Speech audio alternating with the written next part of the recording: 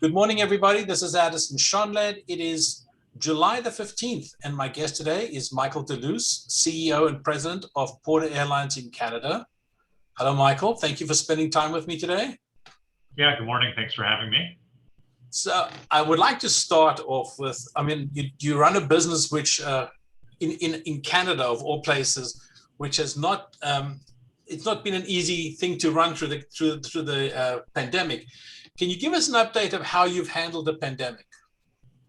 So back in March of 2020, Porter quickly suspended operations.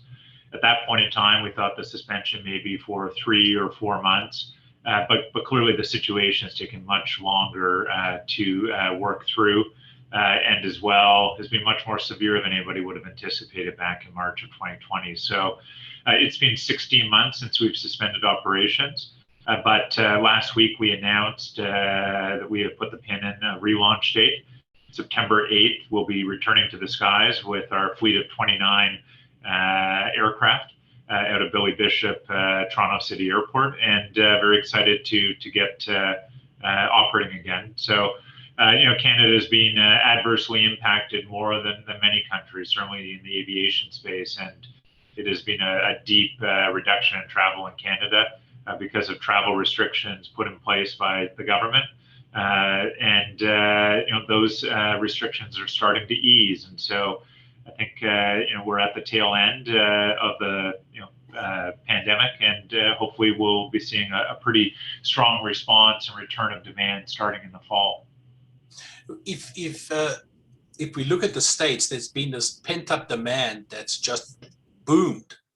I think it caught everybody by surprise, even the airlines who were, shall we say, excited for a recovery, but didn't expect such a wave.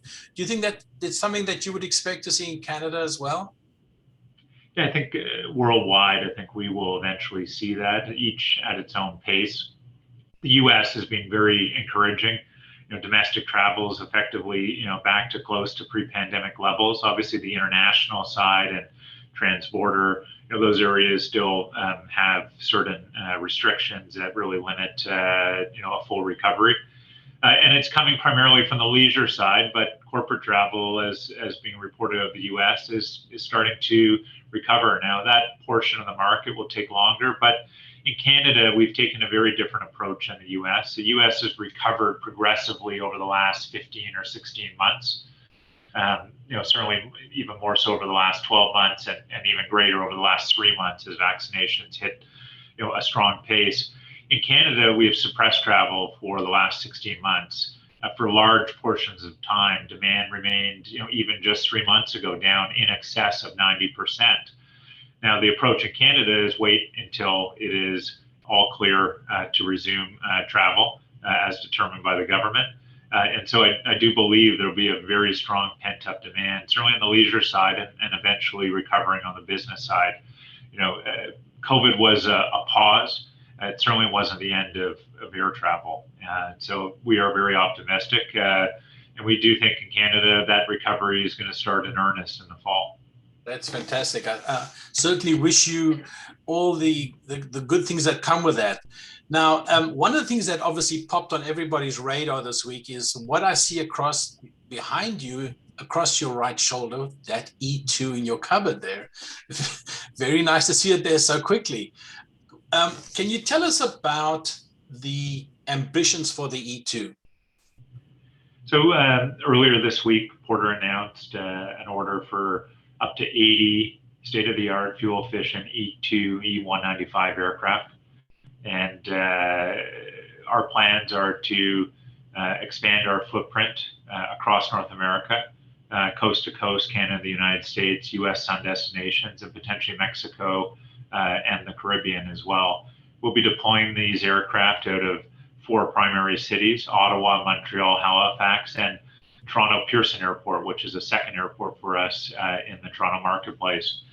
And effectively, what we're looking to do is really do for longer haul travel, these continental U.S. and Canada travel that we did for short haul travel, which is really elevate the customer service available in the market. The product, Porter was built on the back of a differentiated, higher value service product.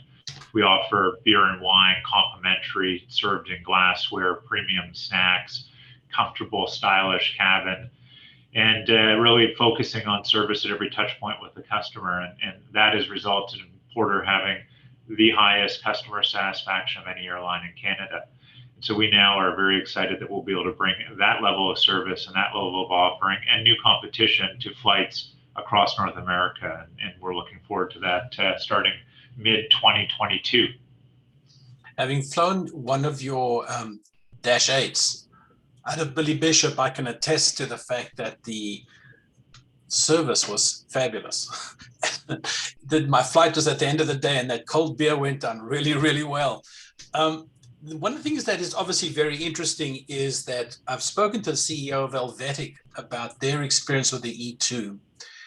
And he made a very strong case for the fact that the range for a relatively small airplane is quite remarkable. You know, we've never had little planes, pardon me, I don't want to say little in a negative sense, but crossover sized airplanes from 100 to 125, 130 seats with range like this. And he mentioned that, for example, they were able to fly from Zurich into Central Africa to pick up people, Swiss citizens who needed to get home during COVID. And when you describe what you want to do with the airplane, it looks like you're also going to be exploiting range to open new markets. Yeah, we certainly will be flying the aircraft full range. The aircraft, as you highlighted, has a fantastic range for the size of aircraft it is, especially with the cost profile of this aircraft. And we think it's ideally suited for competitive environments, but also post-pandemic environments. And when you look at the cost of operating this aircraft on a trip basis, obviously far lower than any competitor single aisle aircraft, but on a seat basis, it actually is better than almost all competitor aircraft, many of which are much larger, save and except for sort of when you get into 737 Maxes, but very different size aircraft. And so you get huge economies on the trip costs, but a very competitive seat cost. And it's a wonderful aircraft with great range. And I think it's certainly well suited for the intended use for Porter from those 4 focus cities: Ottawa, Montreal, Halifax, and Toronto Pearson, across North America. So we're very excited about that. Could you give us any insight as to what caused the switch from the earlier, the CCS 100 in those days, but the 220-100 to the E2? So you're right. Back in 2013, we did place a conditional order for C-Series 100, which is now, and I'll refer to it as the A220-100. A220-100, it's a great plane. When we selected that aircraft, the E2 platform was not yet certified. It was still many years away. But over the last 2 years, the E2 E195 has been certified. And it's obviously based on the same geared turbofan engine platform as is the A220-100, but because of enhanced aerodynamics, it's actually a quieter plane.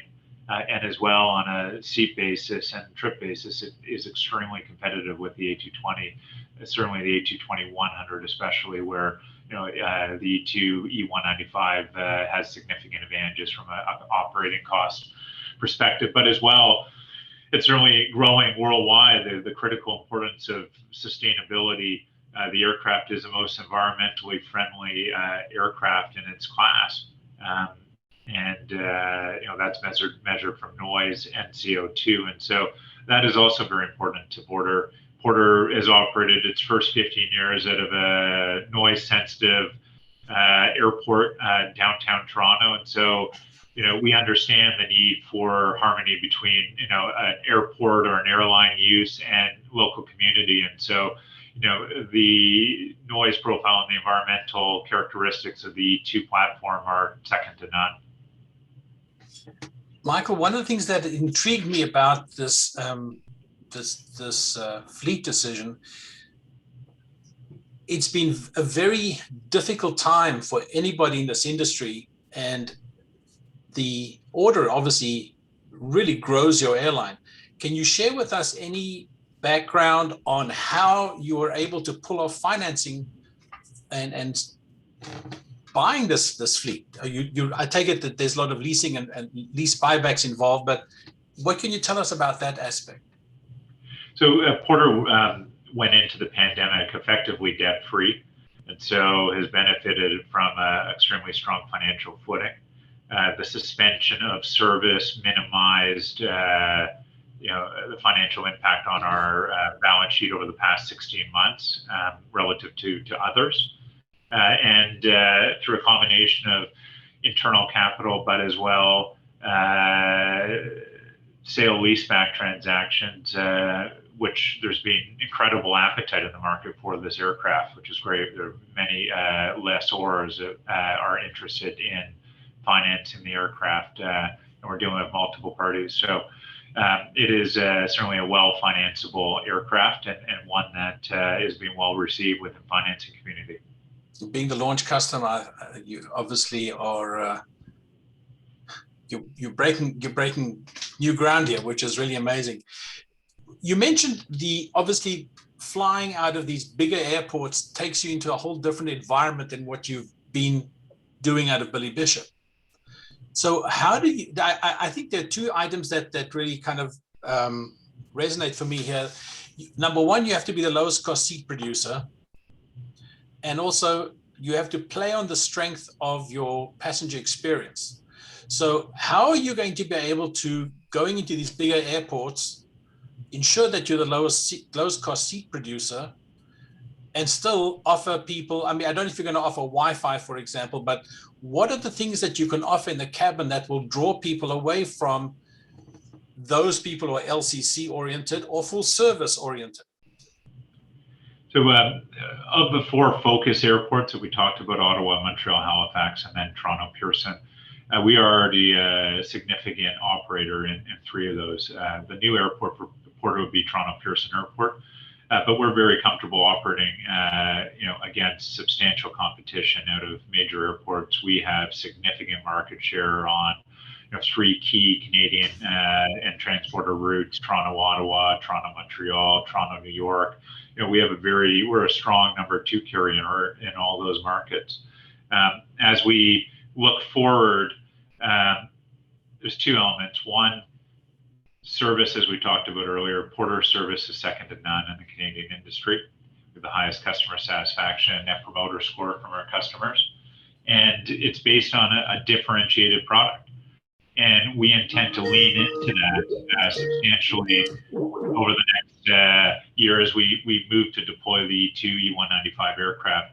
You're going to see a strengthening of the product, and that will really elevate service levels across Canada and North American flights. On the cost side, Porter has always had a rigorous approach to cost management. We actually have the lowest break even of any airline in Canada and the United States, and we intend to build our operation and grow into economies of scale that continue to drive down our cost structure. And certainly the E195 E2 platform is going to be a key component of that. A highly fuel efficient next gen aircraft that certainly is, I think, very well suited for the mission that we will be using it for, especially at this point in time, and especially during a recovery period and what will be a competitive time for the industry. That's great, Michael. Thank you so much for spending some time with me. Yeah, thanks very much for having me today. I appreciate it.